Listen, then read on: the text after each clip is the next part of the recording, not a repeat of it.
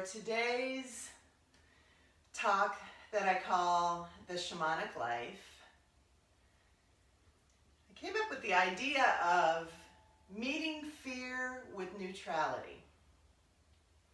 That sounds like a big thing, and it sounds a little heavy, but coming from a perspective that is, of taking a look at fear and not allowing it to be so scary. Can we look at fear as kind of quote-unquote a necessary evil, if it were? Not that it's evil, but fear keeps us on our toes, and fear is something that is a great leveler. Even the bravest people in the world still have fear. We all have fear.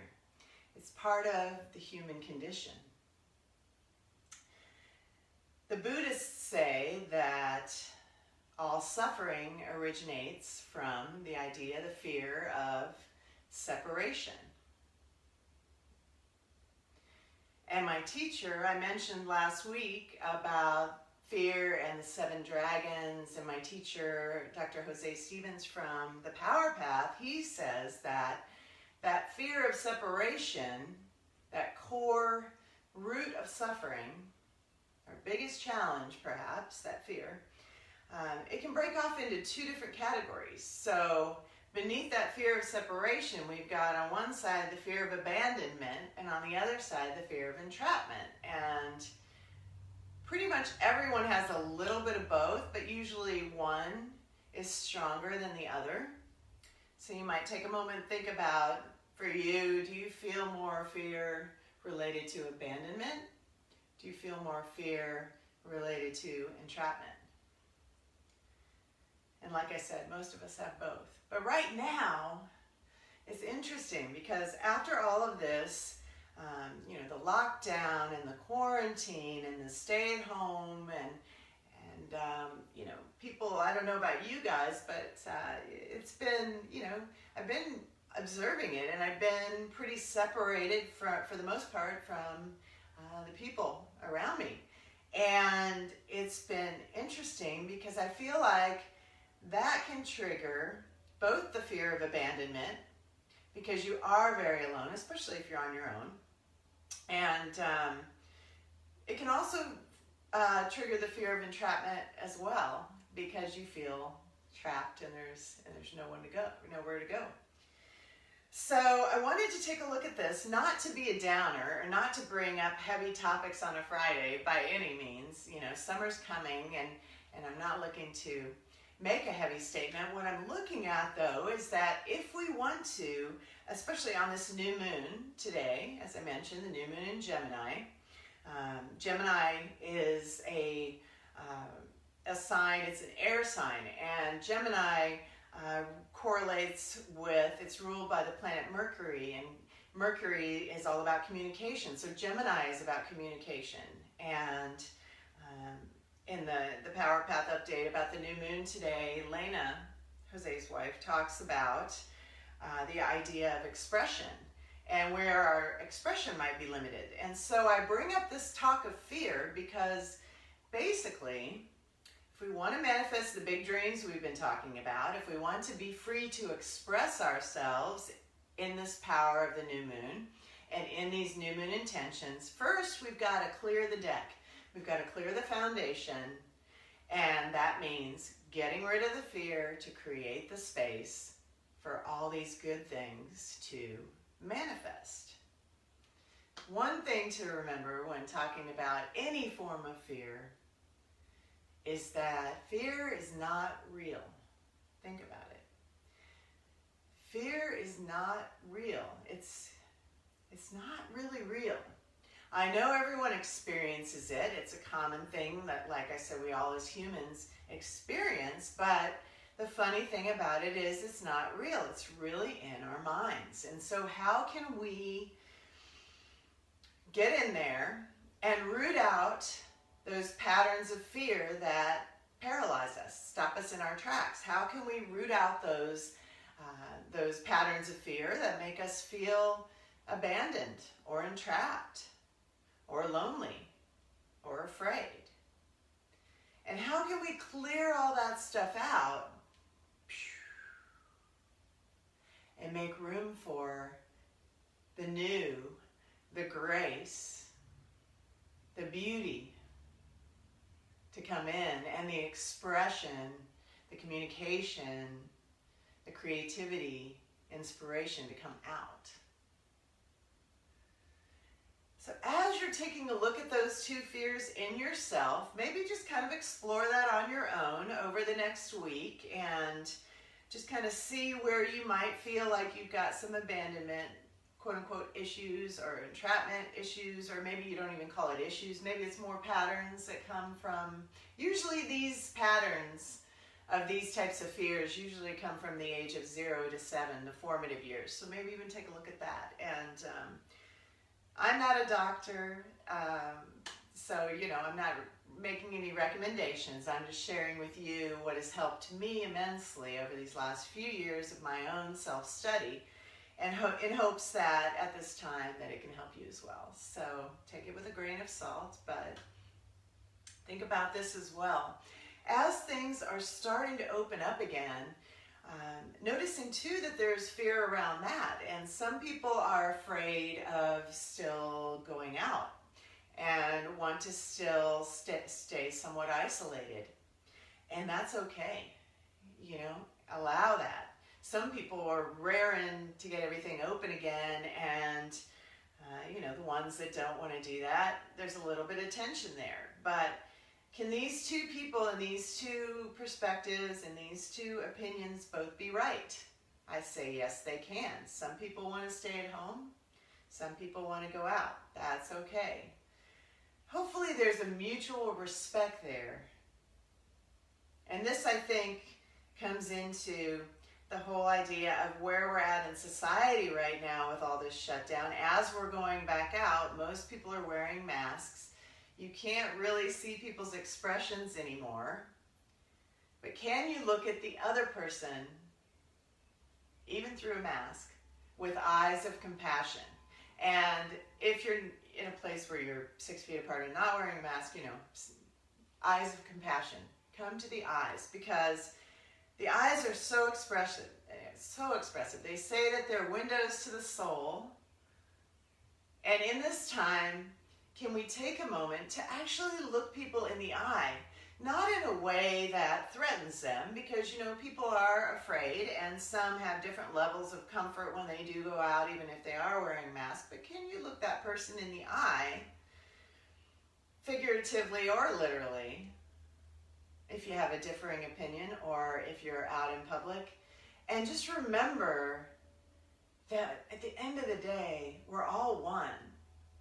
And this challenge of this virus out there, it's a challenge that we're all meeting in our own way. And just because one person's way is not the same as your way, that's okay. We have to allow people to process this huge, huge shift in consciousness, shift in the way we live our lives, shift in what's considered normal, and allow people to do it their own way and get through it in their own way and be supportive, be compassionate. So that's the eyes of compassion. Eyes of compassion when you're out and you meet a stranger. Eyes of compassion when you're dealing with a family member or you're dealing with a friend who maybe you agree on everything, and this has been kind of a bit of a divider with this whole situation because you don't necessarily agree on how to deal with it. Let alone getting into politics, which I definitely won't get into that stuff. I'll leave that for the professionals and the armchair folks.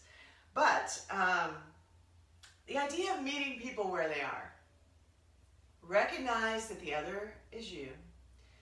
See where that person is, have a heart of compassion, and meet them where they are, so that we comfort each other rather than perhaps triggering each other's fear of abandonment. Because I noticed on my walk with the dogs today, I love to go take them for a walk in the park in the morning, and everyone's very respectful about space, but I did, wave and say hi, and some people I feel are even afraid to kind of wave and say hi, whether it's in traffic, somebody lets you go in traffic, or in a store. I think instinctively people are like, get it done, don't look at anyone. And, I'm not saying linger and start up a conversation with a stranger at the store at this time, because people probably wouldn't like that, but can you look at the other person with eyes of compassion? Can you meet those eyes and allow your eyes to smile at a time when they can't see your mouth?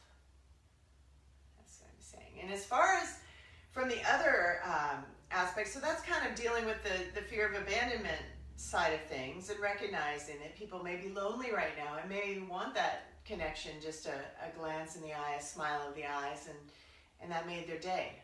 It's very simple.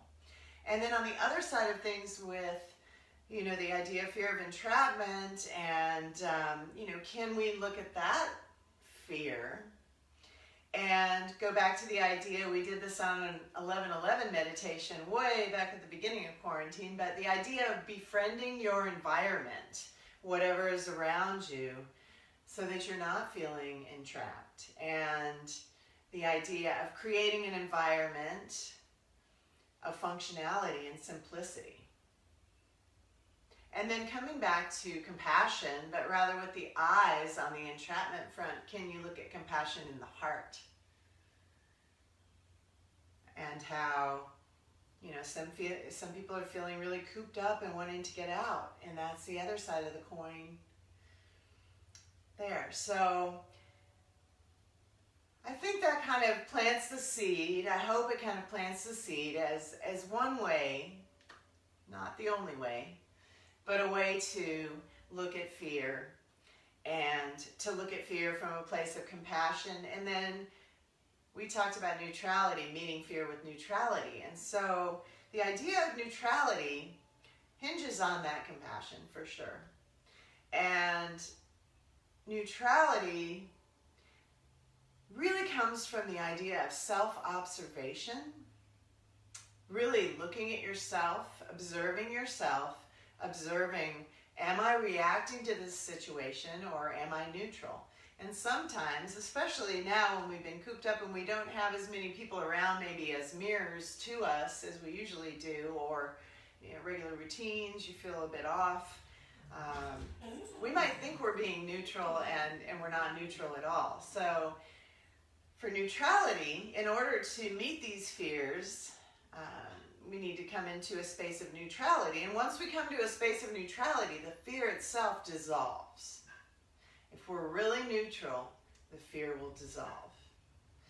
And so getting to that place of neutrality, self-observation, observation of others, and compassion. Also, presence. Being here now, being present. Are you truly present? Are you listening to each word in a conversation you're having with someone and being present? Or is your mind off somewhere else? Are you present with your environment? And, if you're out for a walk, are you in touch with what you're seeing all around you, all the beauty around you, or are you in your head? And sometimes it's a little bit of both. Sometimes on a nature walk, you'll start out, for me, sometimes it can be the first, 20 minutes, 30 minutes. It could be an hour of walking with my head still going before I finally drop in to presence and see the beauty that's been around me the whole time while I've been up in here doing this. I could have been opening my heart, being in a place of neutrality, taking it all in instead of going here. So neutrality also hinges on getting out of the head, getting into the heart. Awareness, gratitude, all things that will help bring us to the place of neutrality. And so I'll wrap up for today, but let me leave you with just a couple ideas that these also come from my teacher, Jose Stevens. I always love to give him credit. He has so many amazing ideas. It's changed my world, transformed it, and grateful. So there's the gratitude, and a couple practices for snapping into neutrality. One practice that he recommends, and we're seated right now, so we can just give it a quick try here. Close your eyes, take a deep breath, And then bring either the right or the left palm to the heart center in a half prayer, basically. It can be with right or the left, whichever you intuitively feel, and you can change it up each time you do it, but bring it to the heart center. So you're kind of in half prayer. Take a deep breath in and just repeat these 3 phrases. Correct, neutral, now. Take a deep breath in and just see how that feels. Now on this one, we do say it out loud because basically you are accessing the sound current and sending out kind of a command to the universe. You're commanding the energy. We're all made of energy. Commanding the field, in a very respectful way, not commanding in any sort of condescending way, but just commanding in a firm, confident way, respectful way, correct, neutral, now. Calling upon the field to bring you to neutrality right here, right now. So that's a good one, quick one, easy one. You can do that anywhere. And then the other thing that I love that he mentions, he talks about the idea of, isn't that interesting? Looking at things, the idea of self-observation, looking at ourselves, or looking at situations, things around us, with just kind of the commentary. You're not inserting yourself. You're not identifying with the situation or matching pictures with something that resonates with you, basically by saying, isn't that interesting? Or that's interesting. It's a commentary, you're observing, it's interesting, and yet you're not judging, you're not analyzing, you're neutral. So those were 2, correct, neutral, now, and that's interesting, isn't that interesting? 2 ways to come into neutrality fairly quickly in whatever situation you're in. So give those 2 things a try. When you feel like you're in your head, you're confused, you're overwhelmed, you're overthinking, you're trying to solve it, when what you might want to try is to just let go and release it and surrender. Self-observation, neutrality. And the amazing thing with that is that it's going to work itself out. You don't have to solve every problem of the world. Give it to the universe by way of neutrality, openness. No fear. No fear here. So, those are my thoughts on meeting fear with neutrality, and I will be sharing a bit more about the idea of fear based on my teacher's teachings, and I had also mentioned the 7 dragons, the 7 main obstacles that break down kind of under that fear of separation that breaks into the abandonment and entrapment, and then there are kind of 7 main obstacles beneath that. And over the next coming probably the next 3 or 4 weeks in this Friday morning freestyle, I'll be sharing some of those with you as well, so that you're aware of them, you are able to identify them in yourself, those obstacles, and that's how we work with it. That's how we release it. That's how we break the patterns and let those fears go. We talk about it. We look at it. Fear comes from our ego and our idea that we are separate from the other, when we are really one. And the ego does not like to be looked at all. It likes to operate behind the scenes, but when we're taking a close look at it like that, with the self-observation, awareness, our presence, when we're in there and we're like, oh, okay, it doesn't look so scary, it dissolves, because it was never real. So, remember that, and we'll have more in the coming weeks. So, I just wanted to read you a little something in our closing today. So go ahead and close your eyes and maybe bring the palms back to the knees, face up in a gesture of receptivity or face down in a gesture of grounding. Your choice, whether you feel like you want to be grounded, put them down. If you feel like you still want to receive, put them up. Close the eyes, roll them up to the third eye point. Breathe deeply. Inhaling and exhaling through the nose. This reading is one that I love and have probably read before, but I love sharing it, and I think it's a great reminder. This comes from Marianne Williamson, wonderful writer, author, teacher, spiritual guide. She says, "Our deepest fear is not that we are inadequate. Our deepest fear is that we are powerful beyond measure. It is our light, not our darkness, that most frightens us. We ask ourselves, who am I to be brilliant, gorgeous, talented, and fabulous? Well, actually, who are you not to be? Your playing small doesn't serve the world. There's nothing enlightened about shrinking so that other people won't feel insecure around you. We were born to manifest the glory that is within us. It's not just in some of us, it's in everyone. And as we let our own light shine, we unconsciously give other people permission to do the same. As we are liberated from our own fear, our presence automatically liberates others." Take a deep breath into the heart and bring the palms to the heart center, left palm at heart center, right palm over the top. Deep inhale into the heart. And exhale.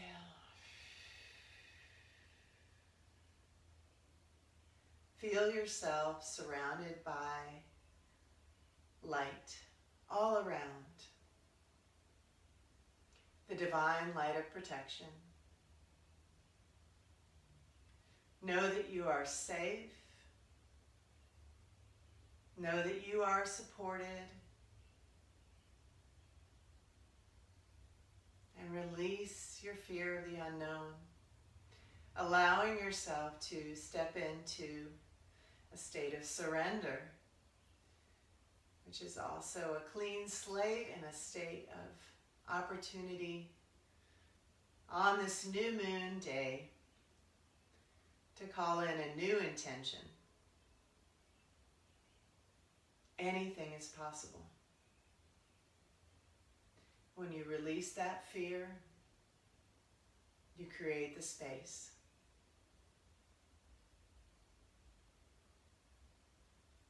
So coming into this new moon in Gemini, place an intention in your heart. It can be around releasing a fear. It can be around something that you would like to express. It can be around anything that you wish to manifest or work with or not work with and let go.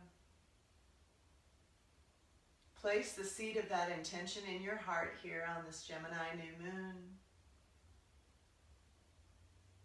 Feel yourself in this beautiful state of neutrality and how comfortable that can feel when you let go. And you don't have to be this, you don't have to be that, you don't have to do anything. All you have to do is be. And it feels really good to be.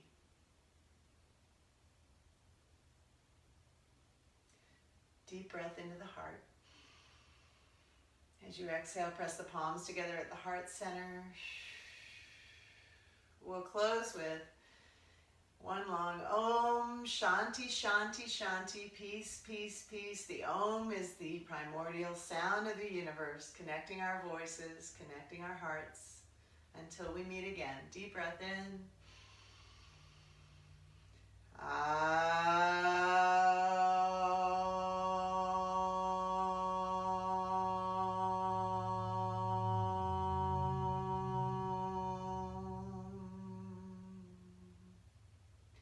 Shanti, Shanti, Shanti. Om Shanti, Shanti, Shanti. Peace, peace, peace. Take a deep breath in. And as you exhale, fold forward at the waist. Bring your palms, your forehead, your heart down to the earth. Give thanks to Pachamama, Mother Earth, for her support. Release your breath, release your prayer. Come on back up. I hope you have a wonderful weekend, and I will be back here tonight at 7 p.m. Eastern for the Hug for Prosperity meditation. It's night 11 out of 40. We're doing a 40-day practice leading up to the summer solstice on June 20th. Hug for Prosperity tonight, 7 p.m. Eastern Time. And one more thing to mention, if you get a moment, please visit my Mary Do Yoga, M-A-R-I-D-E-W Yoga YouTube channel and subscribe. I'm trying to hit my goal of 100 subscribers, and I'm really, really close. So if you could do that, that would be awesome. Thank you so much. Satnam, Aho, and Namaste. Have a great day.